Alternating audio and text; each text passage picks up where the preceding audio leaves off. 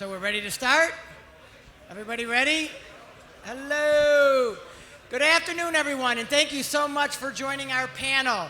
My name is Dave Coulter, and I have the honor of being the Oakland County Executive here in Oakland County, and I'm really excited to be here at Motorbella, which is, I guess you could call a new approach for an auto show, an experiential component to an auto show, and frankly, something that I hope happens every year right here in our capital, our county capital of Pontiac.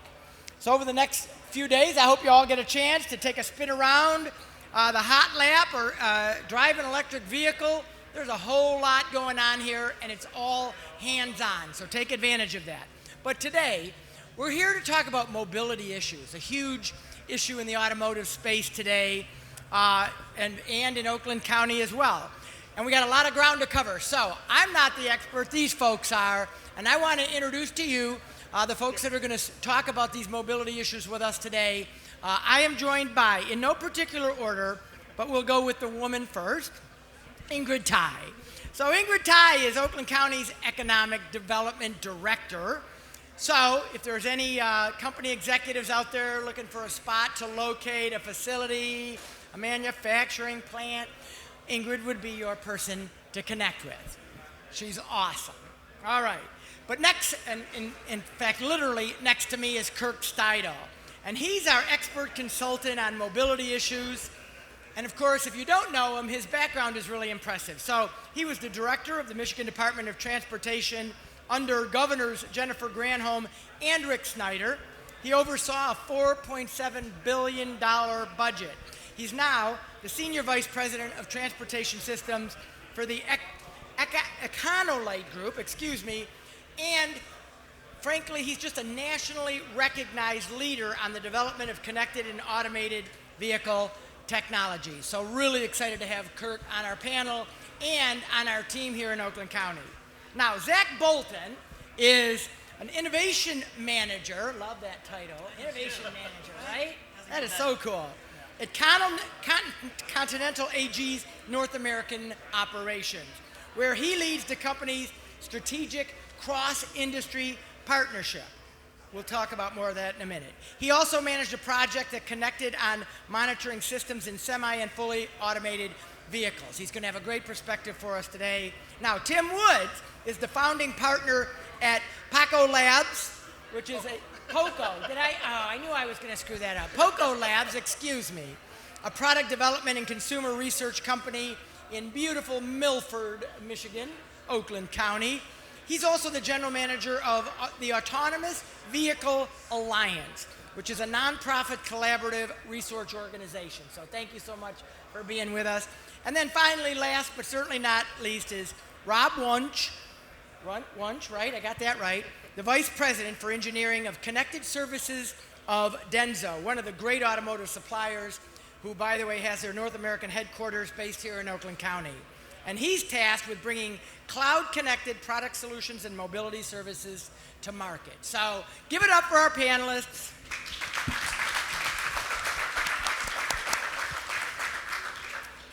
What little I know about connected vehicles and autonomous vehicles is going to be outshined here, so I'm not even going to pretend to be the expert here, but I really am grateful for all of you here. And Kirk, since you're sitting next to me, why don't we just start with you?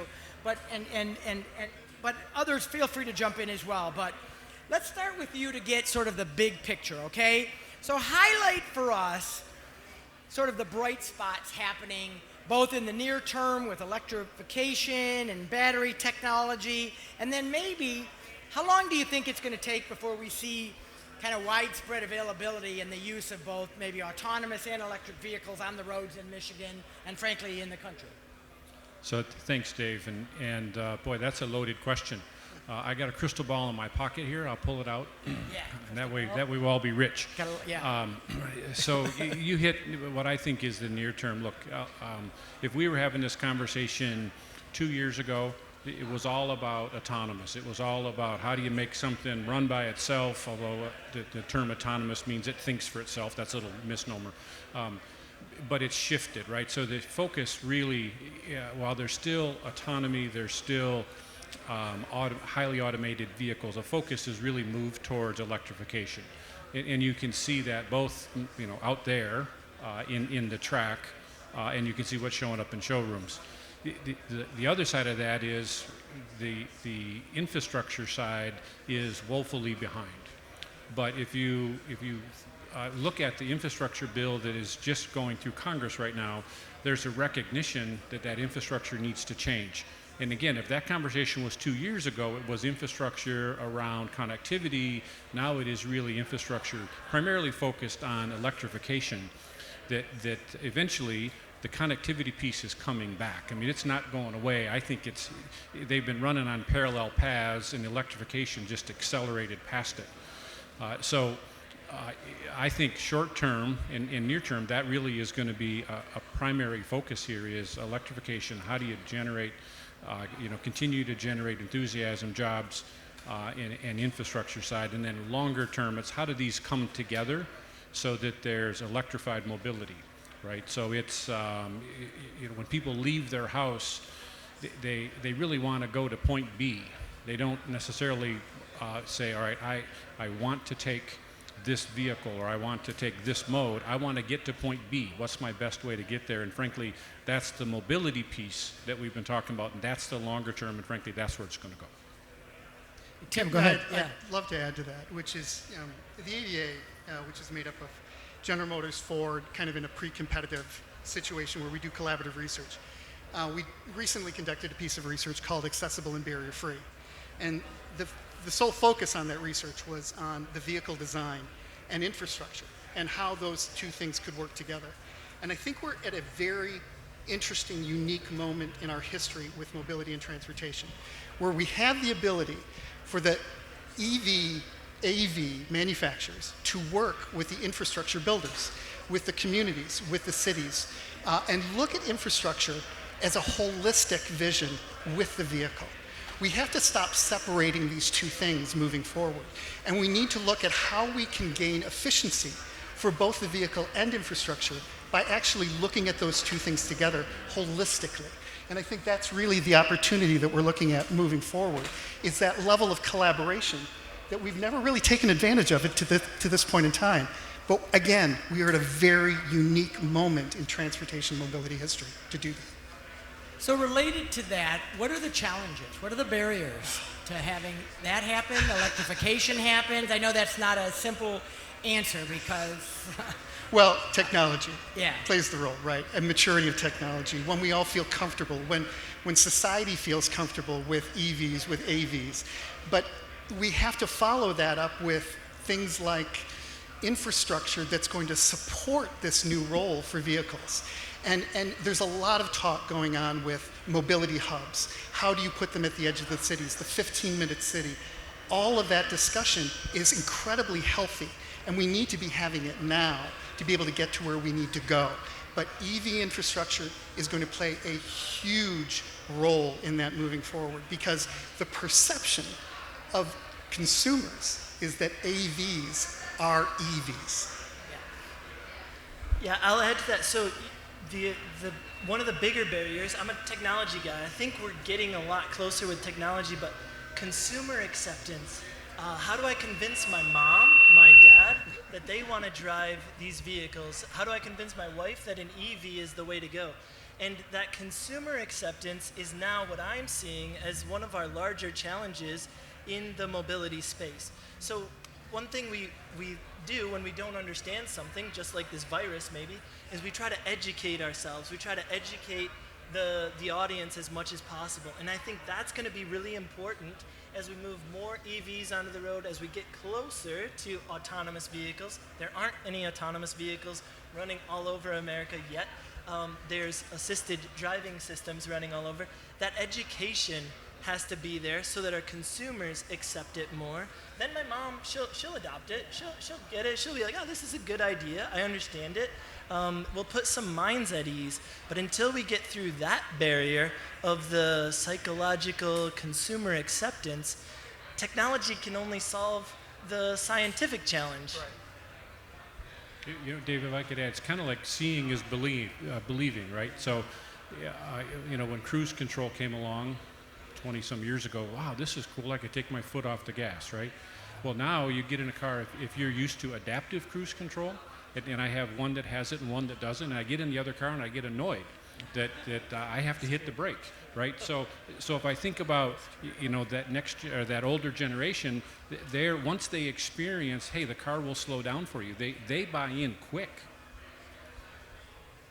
So that's a great point about awareness and education, and that feels like something that someone in my space, government, can at least lean into. We do have a bully pulpit, we have a soapbox that we can lean in on.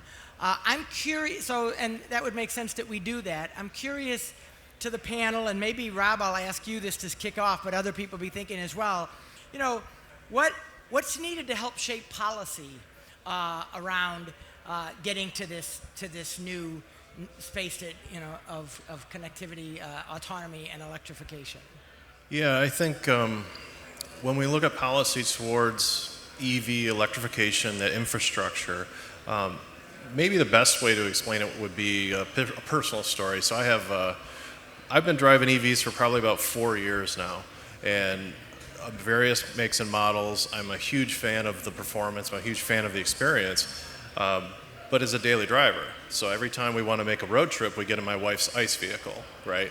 Last summer, as an experiment, I said, let's drive the Tesla from Clarkston to Drummond Island, Michigan, just to see what that experience is like inside this state. And it was generally okay. We made it to Gaylord, and we stopped at a Kroger or a Walmart or something that had a supercharger station, and we ate lunch while we were charging, and got back in the car, drove the rest of the way to Drummond, got to Drummond with almost nothing left. And then I'm thinking, how am I going to get back home, right? So I ran an extension cord from our rental cabin out to the car, plugged it in at 110, let it slow charge for 2 days until I had enough charge to make it back to Gaylord.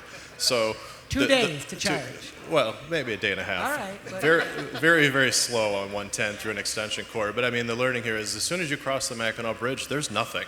There are no chargers in St. Ignace. There's no superchargers in the Sault Ste. Marie, at least on the U.S. side. And we can't go to the Canada side. At least at the time we couldn't because of COVID. So to me, the further north you go in this state, the bigger this is a problem as far as not having enough charging infrastructure. Down here, it's not terrible. It's livable. And if you're just commuting daily, you charge in your own garage anyway. The other thing I'll say, though, that's a real problem that's kind of come up, I think, since Ford launched the Mach-E vehicle, this beautiful electric car. They have the Ford Pass, right? And they've solved this problem of all these little charging networks in a single payment system so that you can just kind of pay that one payment and be compatible and stop at whatever charger you want. And your Ford vehicle will drive you or navigate you to those chargers just fine.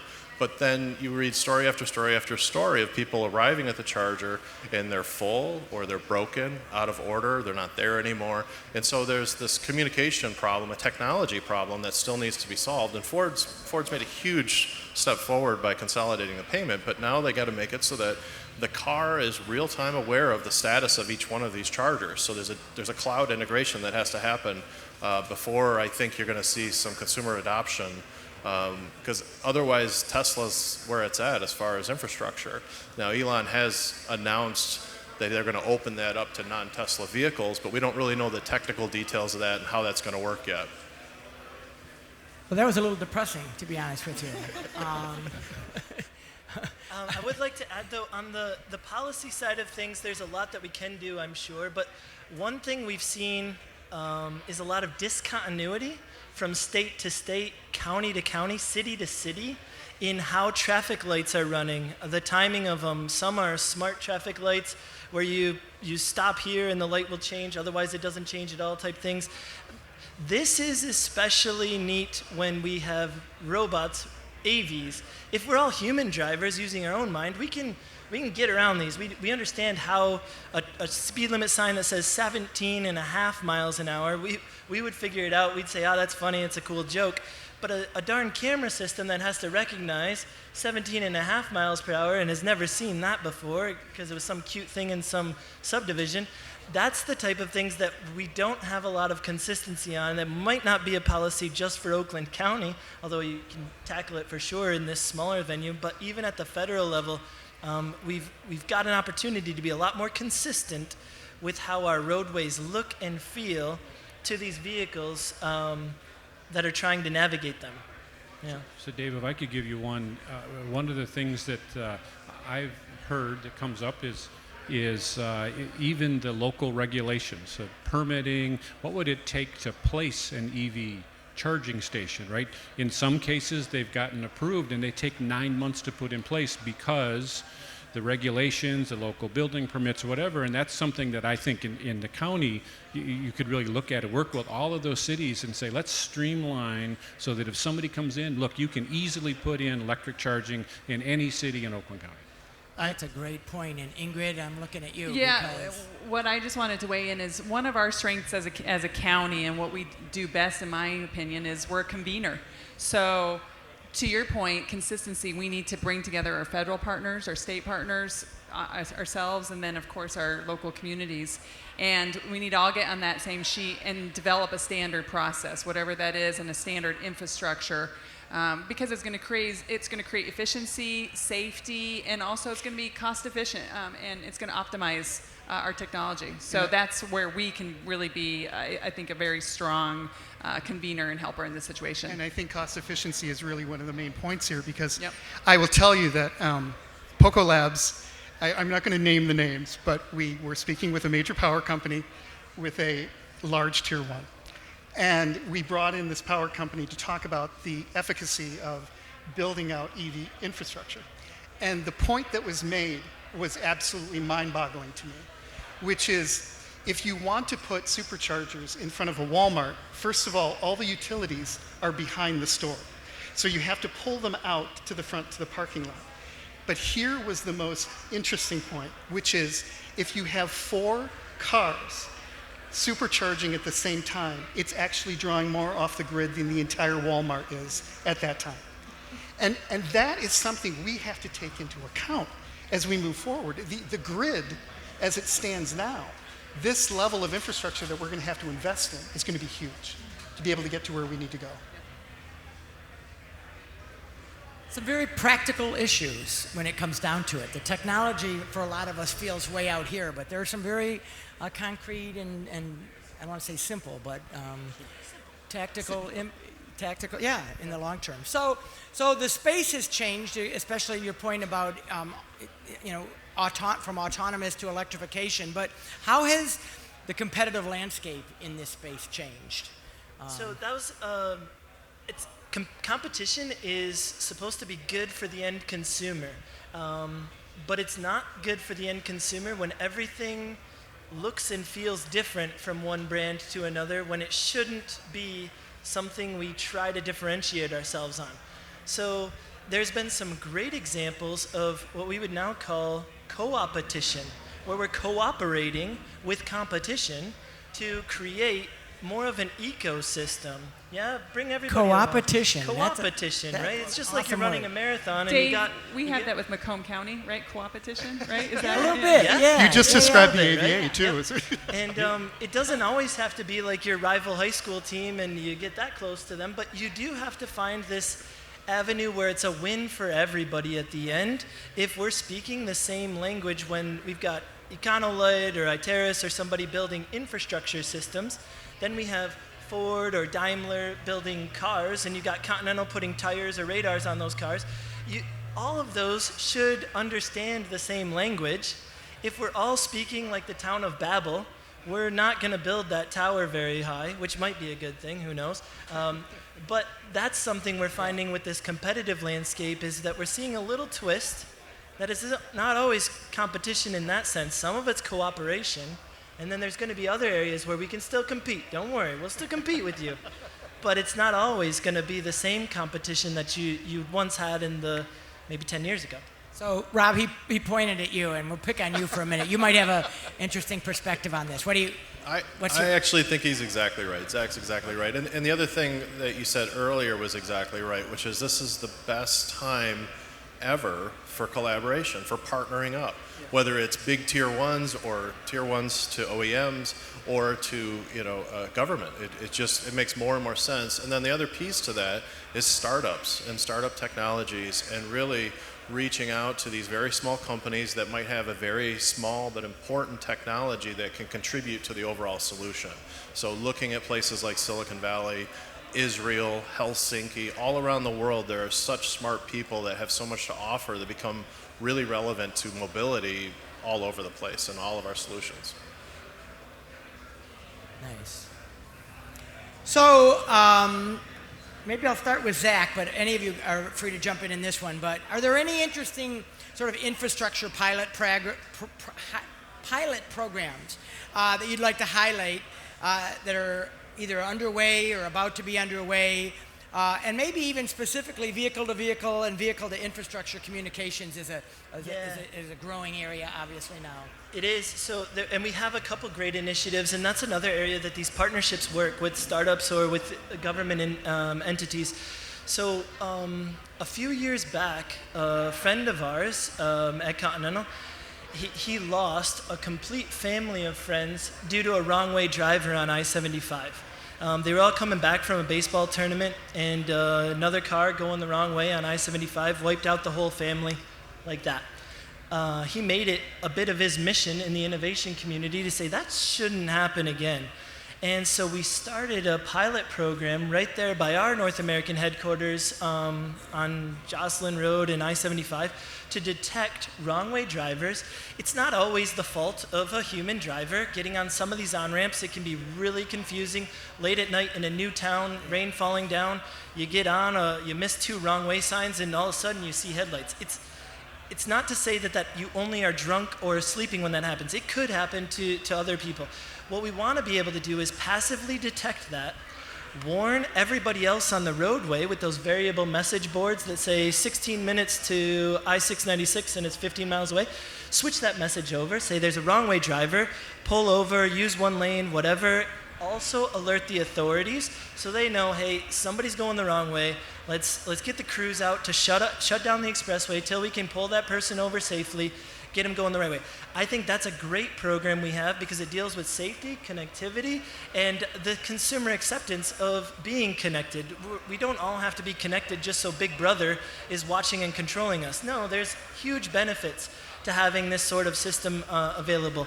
Another thing we're working on, a little bit with what Kirk's working on too, maybe in intelligent infrastructure, is the intersections themselves. Monitoring what's going on in an intersection. I ride my bicycle, and I wore my Boston Marathon jacket here for a reason. I run marathons. I run on the side of a road, so I've seen a lot of you. Hopefully not too many that we've exchanged a bird or whatever, but the point being, I'm not seen all the time as a runner on the shoulder. It's not your fault, it's not my fault, it's our fault.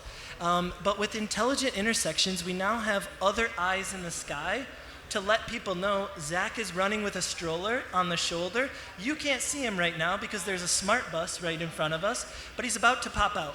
So let's go ahead and hold this red light a little longer because he's slow with the stroller or whatever it is that day.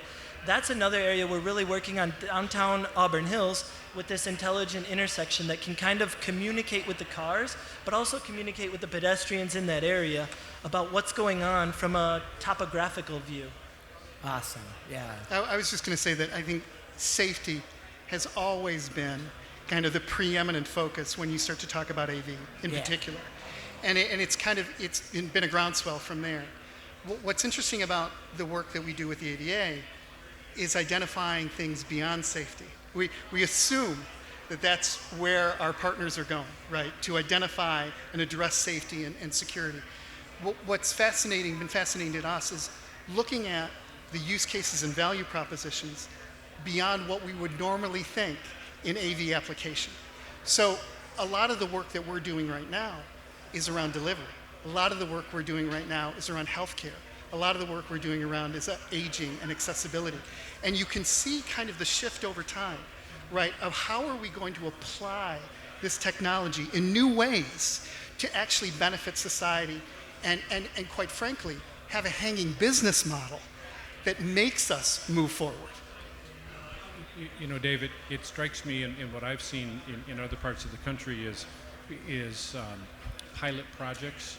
The ones that are successful do exactly what Tim's talking about. They're solving a problem, and not a technology problem, but a society problem. They're solving something that's much bigger than the companies that are involved. They're bringing, whether it's Continental's toys or DENSO's toys or Econolite's toys, but we're tackling something that means something to society. And I think those are the pilots that have staying power. Those are the ones that are going to continue to move on, as opposed to, okay, look, you put up a sensor and it, sent some message over to whatever. Okay, that's kind of neat. Didn't solve anything. Yeah. I mean, we're going to change as a people and as a country and as a society as a result of the transformations that we're seeing. I think that's what you're getting to, and that's what's fascinating and, I don't know, maybe a little intimidating for some. And I think to Tim's point, though, the other piece that I think that we haven't always thought about is the equity issue. Now, how do we use this technology so that it's equitable across the whole spectrum of citizens, right? That's really the piece, right? And Tim talking about the ADA facility type, or it's just accessibility to that movement of people. That's what people want, right? As opposed to, some people want to just buy car X. That's okay, but the larger picture here is, how does it help society? Those are the ones that are going to have staying power. Those are the key. So this wasn't one of my original questions, but I'm fascinated by this topic. And so for those of you who work in this space, equity is something that we're talking a lot more about as a country. We certainly are here in Oakland County, and really challenging ourselves to say, is the way that we're doing this work equitable, really, when you put it through that lens? What are some of the interesting ways, or just maybe the challenges that people in this industry, in this space, have been confronting when it comes to, where are the greatest, maybe barriers to full access? And honestly, I think a lot of it has to do, when you talk about equity in particular, and we've been doing research with cities, U.S. cities, for about 6 years. Okay. There was never a time that we walked into that room and somebody didn't ask for an accessible and barrier-free vehicle. And they're doing it because they want to create that level of equity for their constituents. They want to lift neighborhoods up. They want to get people to jobs and to the grocery store and to the doctor's office. And by the way, all of these things have hanging business models for those associated ecosystems that they want to try to serve. So the healthcare industry is looking at this as enabling, right? The aging industry, which is going to more than double globally in the next 10 years, is looking at this. And quite frankly, this is the spot where collaboration works its best, at the beginning, when you're trying to flesh these things out. And Kirk brought up a great point, which is when you start to talk about pilots, and let's talk about healthcare in particular, and you're trying to enable compliance for patients, getting them to the doctor's office, getting them to bricks and mortars, getting them to their appointments. Mobility is absolutely key in that mix. That is part of the whole equity equation. And that's what lifts us all up as a society. Because if we can get people there, we keep them out of the hospital, we enable their business model not to get dinged by the insurance companies, and we have healthier people in the public domain. Thank you for that. Thank you for that. Zach, you touched on this just a little bit, but I want to talk about just a little bit about data and the huge amount of data that is collected from this advanced technology. What can we gather? What do folks like you want to study? And the question that folks like us may have is, what privacy concerns are there in terms of the sharing of this data as we become more and more connected? Yeah, so there's a couple answers, some that we love to hear, some that we don't maybe. Those hanging business models on mobility, on transportation, are somewhat the same hanging business models or similar hanging business models to free email services or something like that. So you may be sharing certain informations about number of people traveling to a certain area, and that data, the number of people at this time of day, could go to real estate development for a city. They could then know where and how to set some of their tax base and where they'd like to develop more for grocery stores or coffee shops or whatever. That's, with data, you have the ability to do those sorts of things. Now, that's not to say this doesn't take a challenge of anonymizing and making that secure. And I worked on a cool project at Continental where we were putting a camera in the car, and it was going to watch my face while I'm driving this car, and it was going to decide if I was a good driver or an unfocused, distracted driver. I said, whoa, I read Big Brother, I read 1984. Don't tell my insurance company, first of all. Exactly. They should have just asked my wife. Oh, that would be a pretty good story too, I'm sure. So the point was, though, I said, I don't love it, but I'll join this project as the project leader, and I'll understand it, top and down. What is it doing? How much can it be anonymized? Where are we sending this data? And can we keep it in a closed loop environment so it's only with the car? That's the type of thing I think we need to be really good at being transparent and also really good at keeping secure. You work a lot on connected services too. This is not old hat for you either. It's tough, but we can keep our data private, secure, follow GDPR protocols, these sorts of things, so that they are beneficial. At the end of the day, that technology works to keep us attentive while we're driving. There's others that can work to help businesses grow in small, upcoming communities with having data. But we have to be careful that we're anonymizing or making it private, making sure we're staying on top of our cybersecurity, because nothing's for free, but we can at least make it comfortable for all of us that are sharing in that part. And I'd be curious to see a little bit more about how you're handling some of the data for your connected services and aspects of that too. Yeah, I think anonymizing of data is an interesting technical challenge, right? So anytime we put GPS telematics or cameras in a solution, people start to get sensitive, right? They're being tracked, they're being monitored.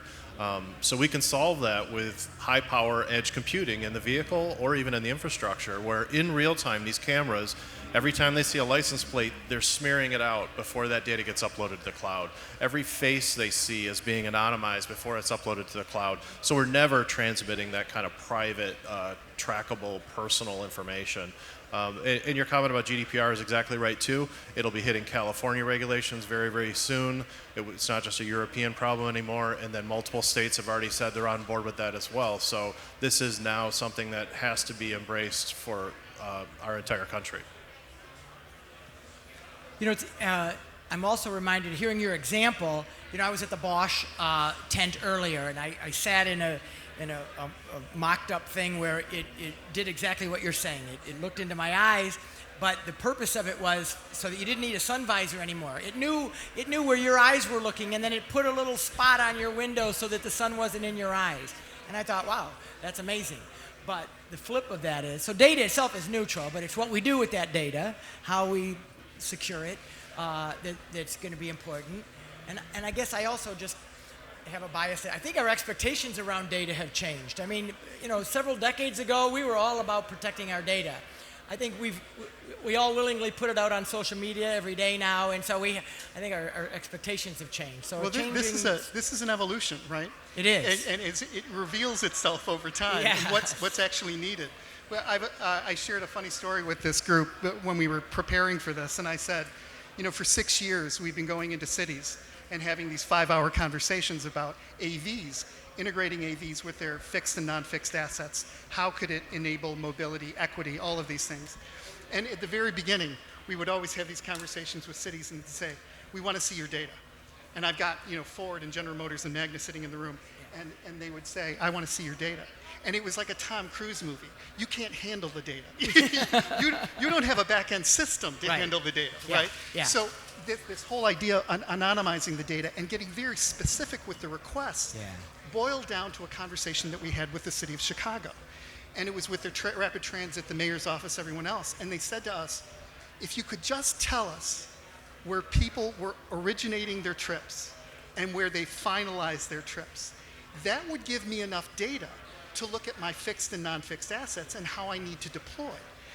That request is much easier to do than to say, give me your data. Because the back-end infrastructure at most cities, municipalities, does not exist to handle that data and crunch that data. Yeah. And from an economic development standpoint, we love that data too, because it helps give us intelligence about where we can tell businesses it's good to locate, what retail and restaurants make sense there.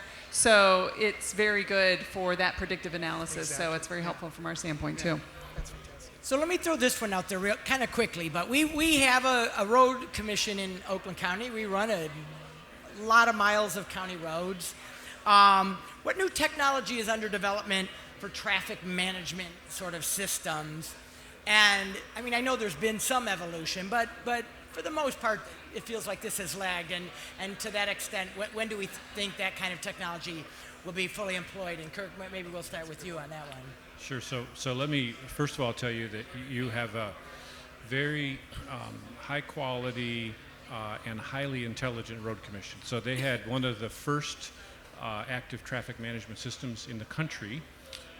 And they have a very adaptive system right now. Anybody that lives in Oakland County knows there's adaptive signals that are triggered by the last cycle through. It says, wait, I needed to give more green time to whatever phase, right? And it adjusts that.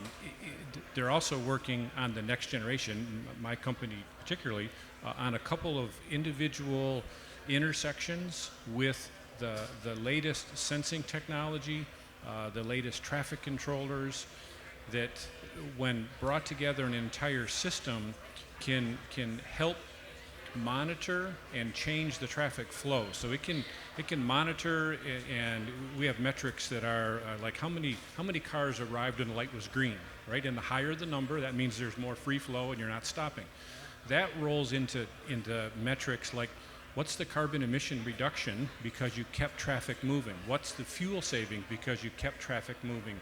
What's the reduction in the congestion because you kept traffic moving? And our company actually just deployed a couple of these. We just did one in Honolulu. That was a great project to work on, by the way. Yeah, if you need me to tag along. That had 36 intersections along their busiest corridor from the airport to Waikiki Beach, and it reduced the carbon emissions by 30% because it increased the traffic flow. They were all coordinated. So there's a lot that people can do. So when I talk with cities or states that say, where do I start? Well, the first thing is look at the signal system you have in place and say, is it from 1980, 1990, or 2010? And then take a step forward. Now, the good news is that the infrastructure you have in Oakland County is already there. It's already on the next step. You've got some really dedicated people that are pushing into the next generation. How do we take advantage of this? How do we set it up for whatever happens with connectivity and autonomous? So you should know you got a good team working. They're doing good stuff. Always appreciate hearing that. And they're going to buy me lunch later. I bet. No, they're doing good stuff. I've known them for a long time. My old job as the MDOT director, the Road Commission at Oakland County did great work. Awesome. I don't know if anyone else has any thoughts on that one. No, okay. It's interesting. 6 years ago when we did our first piece of research at the ADA, we came up with this phrase, and it was based on air traffic control, but it was terrestrial traffic control. And it's this idea of when you get into dense urban environments, how does the municipality manage that flow? It's just exactly what Kirk is saying here. And that idea of terrestrial traffic control is not going to go away. It's just the need is just going to increase as we move forward. So speaking of terrestrial traffic control, everything we've talked about so far has been on the ground. But Ingrid can tell you that we're looking at mobility in terms of drones and other kinds of aerial technology. The Jetsons' life is not quite here, but we're beginning to move into that space. Yeah, and I wish, first of all, I want that robot from the Jetsons, the maid. I could at least do with that for now. But we're not there yet with the drones. But one of the things that we're doing with Oakland County is we're working with Kirk Steudle, and he's helping us build out this strategy. But we're looking at what is the entire ecosystem. So we've talked a lot about electrification, autonomous vehicles. A lot of times people, I think, immediately go to the ground component, which is one of the most immediate things. But one of the other opportunities that we're talking about is drones, air mobility. There's a lot there. Oakland County has 3 airports. What is the possibility with those airports? So we're exploring those options. And then there's a third area that we sometimes don't talk about that is maritime. What about maritime autonomous and what are we doing in that space?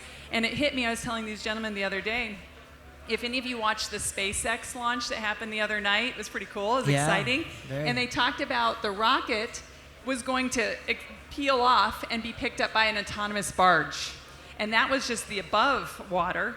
MIT has an amazing program where they're doing autonomous underwater testing and all sorts of things. So, Oakland County has a lot of lakes. What's the possibility with all of our water? We have a lot of assets. So what we're doing is trying to figure out, first of all, we're doing asset analysis. What do we have at our fingertips? What are the different areas of potential in those 3 areas? And then how can we build that out? And then on top of that, Dave, what we're also doing is Oakland County is very aggressive in our workforce development. And so we realize, though, you have to have the people to match this kind of research and innovation and technology. So one of the things that Dave Coulter has led the way on, so Governor Whitmer announced something a while ago. It's called the 60-30, where 60% of Michiganders are hoping to have a college degree or credential by 2030. Well, Oakland County is in a fortunate position that we have almost 60%. We're just below that. So the county and Dave Coulter have set that standard to be the Oakland 80. So we're doing 80% goal. And part of that is involving things like our robotics technician training. It's a 4-month program to get people trained up so that they can help and work in companies such as yours. We've also have programs where we're working with the state, Going Pro, where we work with your company and you tell us, Continental says, I need my workers to be trained in this, and then we give a grant, and we work with external partners like OCC and other educational institutions to provide that and supplement that. So we realize that this is a multifaceted approach, but innovation also takes the people and the brains behind it, and we're really busy with that. So let's stay on that topic for a minute of talent and workforce, because it's a challenge, across industries. It was a challenge before COVID, and it's now even more so.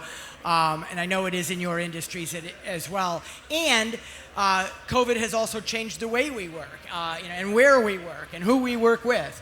What are you seeing in terms of the challenges and maybe even some of the future opportunities that have been revealed these past 18 months in terms of how you manage a workforce in this space? I know it's a big question, but give me your, Rob, you. There's no doubt we are all massively competing for the same workforce right now. Yeah. It is really, really hard to find talent, and the talent is mobile and moving around between companies more than they ever have before. One of the few things that I could say is really good that came out of COVID is it forced a lot of companies to learn how to work remote, learn how to work from home. Some of us hate it, some of us like it, but it is our new reality. And with this reality, we can now expand our search to a labor force that could be working from anywhere. I could be in a meeting and someone I'm talking to is at their cabin up north, and they're working just fine from there. We've seen the transition of agile Scrum software development, this process of team-based software development, translate really, really well to remote working. And so we want to build on that as a way to try and capture this labor force, because this market is so difficult right now. So, and the other thing that happens there with workforce and retention is you got to care about what you're doing. And you can be a software developer or a developer for a number of companies. But I think what we have to always remember as a company, as an employer, is what is our mission? Are we exciting? Are we doing something great for my local community? Are we doing something great for something I care about?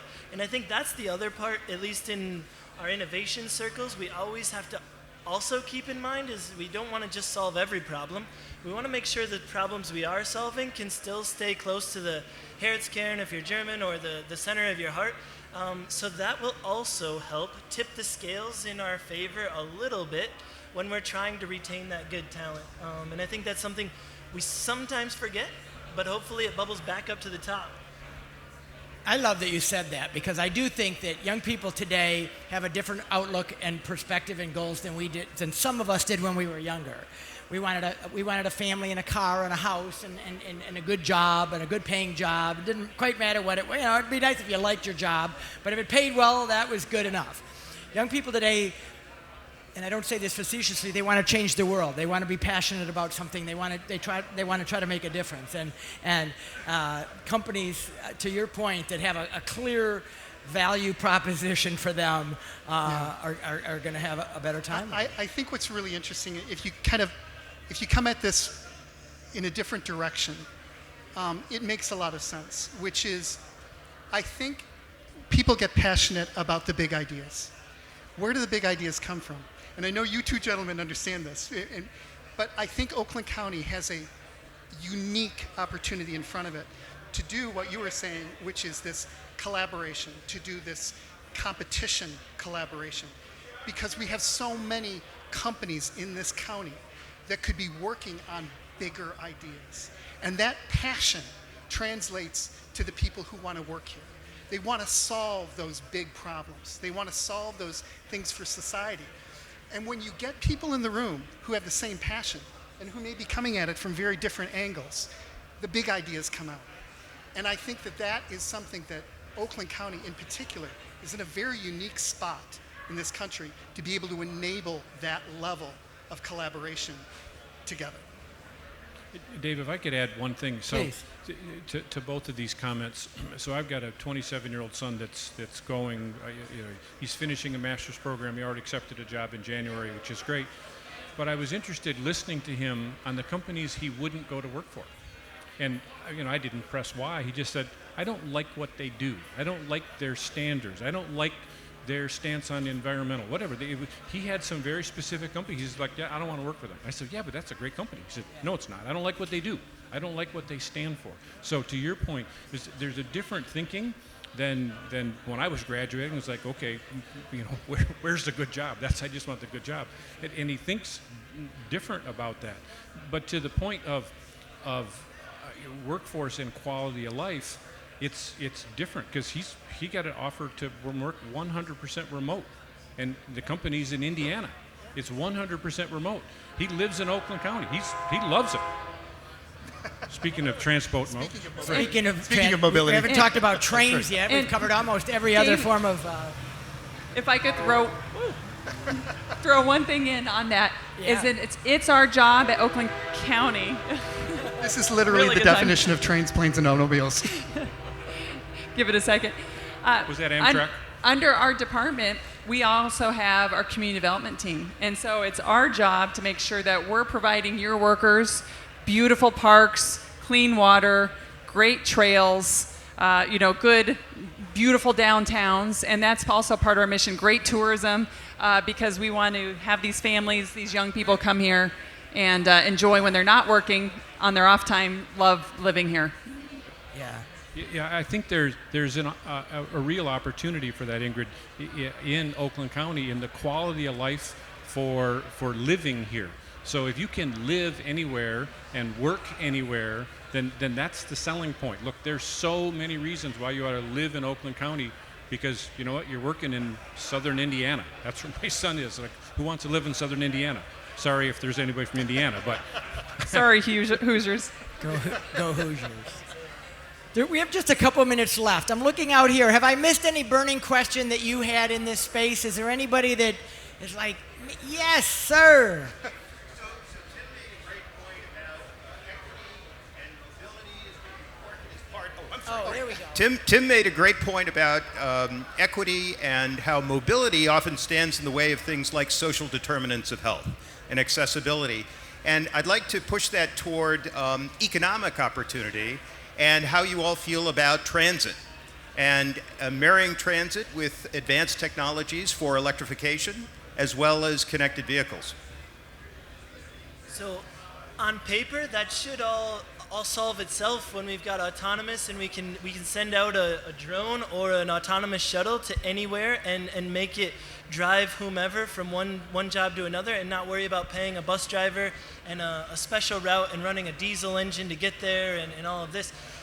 It's a ways off though before we're really using autonomous vehicles for that equity. There's a lot of other hurdles in this whole push towards equity and our society of how we built our cities, and maybe even how we built a lot of Metro Detroit cities, that are going to take really neat opportunities I think we have, though, with pilot programs. We've got a lot of infrastructure opportunities to tackle some of those heartwarming stories about how we make it more equitable. And I think that's a great opportunity for the next 5-10 years to see how to leverage some of that. Well, and what I want to add to that is that we have to stop thinking about this as, and I don't want this to sound cold, but we have to stop thinking about this as an obligation. We have to stop thinking about this as something that we're just doing this out of the kindness of our hearts. That motivates no one, quite frankly. No multi-billion-dollar decision will be made on that. Okay. But it will be made on economic opportunity. The opportunity. It will be made on being able to make a hanging business model off of that and a use case that everyone benefits from. So I think we need to change this conversation from obligation to opportunity. I think that whole thing has to change. So we're going to let you have the last word. This is all the time we have, but I just want to thank this incredible panel and thank all of you for joining us today and listening to this fascinating discussion. I hope you learned something. I know I have. So Kirk and Zach and Tim and Ingrid and Rob, thank you so much. Let's give them a big round of applause, everybody.